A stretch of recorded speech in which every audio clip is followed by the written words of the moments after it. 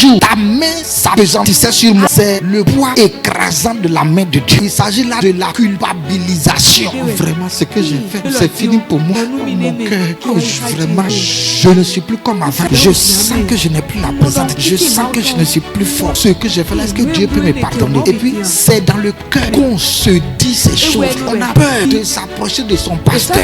Qu'est-ce qu'il pensera de moi? On a peur d'aller voir un frère, se confesser.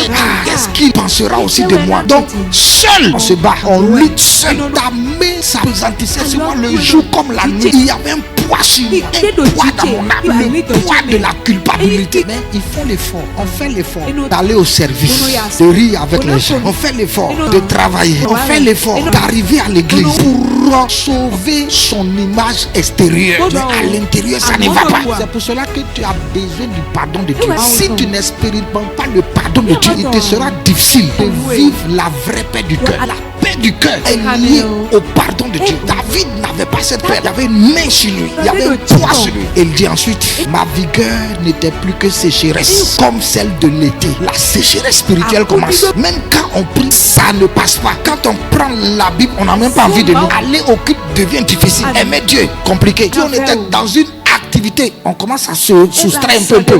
La sécheresse commence à gagner. C'était le cas de David. La sécheresse le gagnait. Il ne voulait plus aller en guerre, rester à la maison. Et depuis ce jour, il ne s'est plus impliqué dans les guerres de l'éternel. Il a commencé à croiser les bras parce qu'il était troublé à l'intérieur.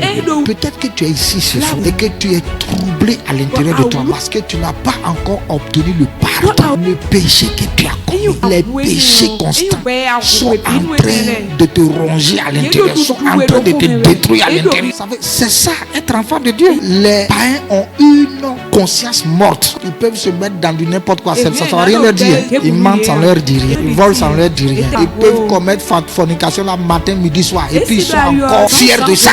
C'est parce que leur conscience est morte. Mais si tu nais de nouveau, si tu deviens un enfant de Dieu par la nouvelle naissance, le Saint-Esprit réveille ta conscience, ressuscite la conscience. Un enfant de Dieu authentique, quand il pêche, il perd la paix à l'intérieur. Il est troublé, il est dérangé. Même s'il fait l'effort d'avoir bonne mine devant les gens. C'est pour cela qu'on a besoin de pardon.